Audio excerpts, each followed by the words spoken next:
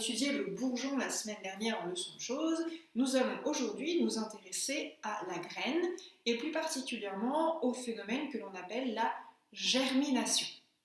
Alors, une graine, telle que la graine de pois, je vous en avais donné plusieurs avant les dernières vacances, peut-être que vous les avez encore, peut-être que vous les avez plantées.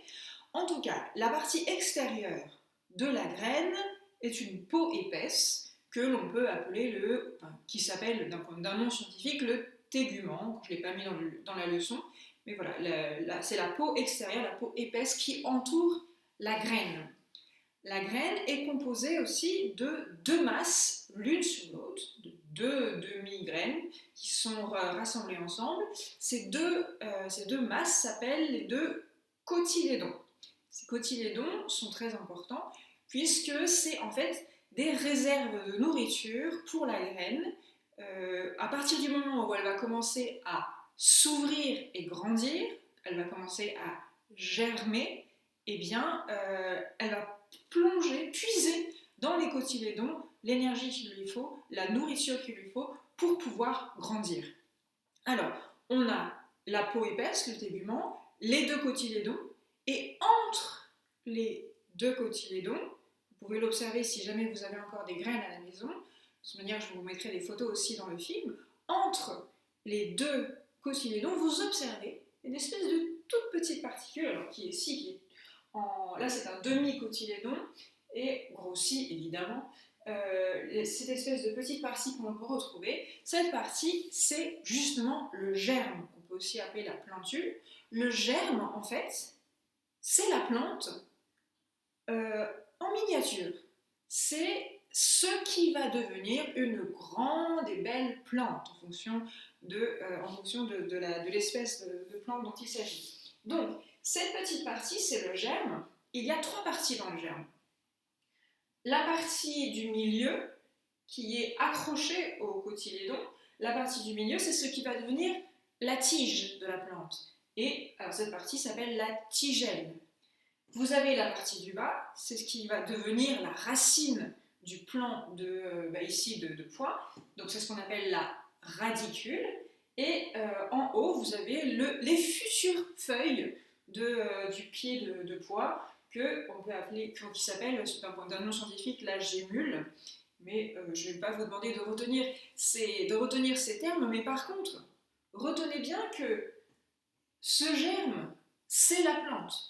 C'est la plante à son point de départ. Vous avez les racines, la tige, les feuilles. Exactement les trois parties de la plante que l'on a vues dans la première leçon de choses sur les plantes. Alors, lorsque vous mettez une graine dans de la terre humide, ou alors si vous faites une expérience à la maison, dans un pot de yaourt vide ou dans un bocal avec du coton mouillé à l'intérieur. Donc en gros dans un endroit humide. La graine va se gonfler d'eau, la peau va se craquer, le tégument va se craquer, et la germination va commencer. Qu'est-ce que c'est que la germination? C'est lorsque le germe, donc la mini-plante qui pour l'instant vit au ralenti, la mini-plante va commencer à pousser, à grandir. Alors elle commence par le bas. C'est d'abord la radicule qui se met à pousser et à former la racine principale. Alors, vous observerez sur votre schéma, on voit un petit peu le temps de progression de la germination. Au bout de 3 jours, dans un endroit humide, eh bien, on a la racine avec des poils absorbants qui commencent à pousser. Au bout de 6 jours, déjà quelques radicelles qui apparaissent et la tige, donc la tigelle, qui se transforme en tige avec au bout des petites feuilles.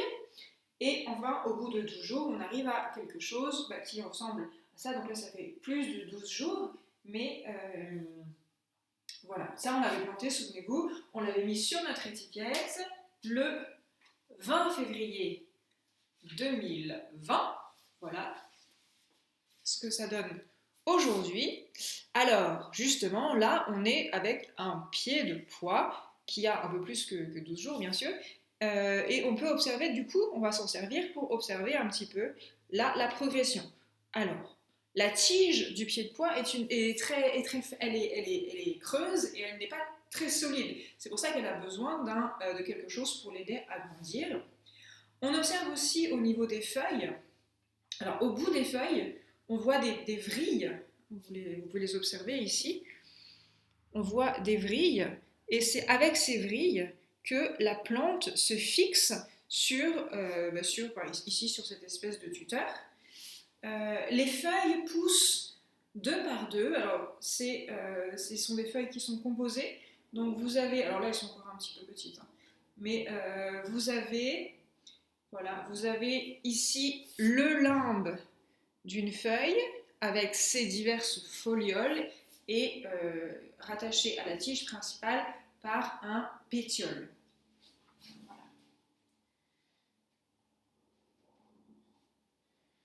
Alors, donc, notre petit pied de pois, pour l'instant, n'a pas encore donné de fleurs. Parce qu'une fois que la germination est terminée, on passe à la croissance de la plante et on arrive, normalement, la plante va donner des fleurs alors, qui sont de 5 pétales irréguliers, et la fleur va faner et va se transformer donc après dans un fruit.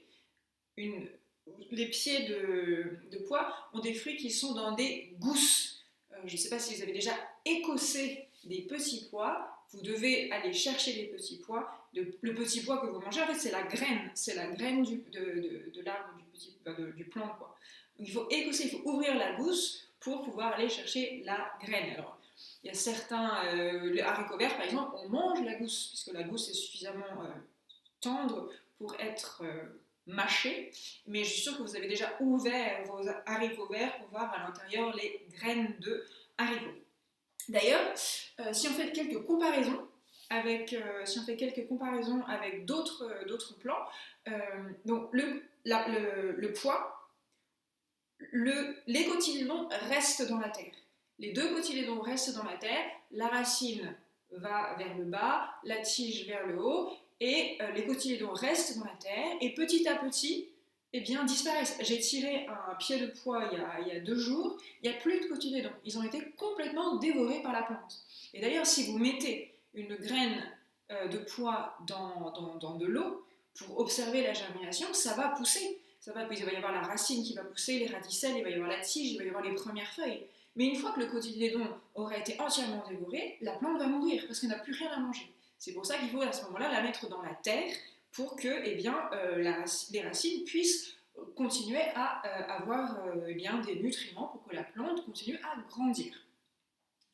Alors, pour la plante de haricot, par exemple, le cotylédon, il sort de la terre. Le cotylédon sort de la terre, les racines, évidemment, vont dans la terre, sinon ce ne sont plus les racines, mais la tige pousse et il y a une partie au-dessus du cotylédon et une partie sous le cotylédon. Je peux vous montrer aussi des photos de nos plantations, parce qu'évidemment, j'ai tout rapporté à la maison pour bien m'en occuper. Et bien là, vous voyez aussi les pieds de courgettes qui continuent à pousser.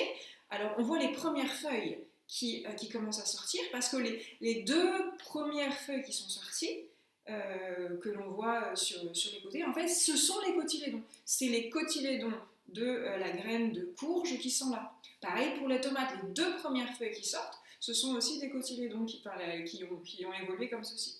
Et, belle nouvelle, enfin, nous avons des potimarrons qui ont bien voulu germer et commencer à pousser. Donc, si on récapitule, la graine contient les 2 cotylédons qui sont le garde-manger de la plante et le germe qui est la mini-plante, la future plante qui vit au ralenti. À partir du moment où on plante la graine dans une terre humide ou alors dans du coton avec de l'eau, vous observez la germination qui commence. D'abord la racine qui se met à pousser, puis les tiges. Une fois que la germination est terminée, c'est-à-dire que les cotylédons ont été dévorés par la plante quelque part, continue la partie de croissance de la plante qui va arriver jusqu'à la floraison, c'est-à-dire lorsque les fleurs vont commencer à apparaître. Floraison, fleurs qui fanent, qui donnent des fruits, etc. Et si on laisse le fruit, si on ne récolte pas le fruit, eh bien cela va donner des graines que l'on pourra replanter l'année suivante. Parce que la plante de pois, comme beaucoup de plantes, ce sont des plantes que l'on appelle annuelles.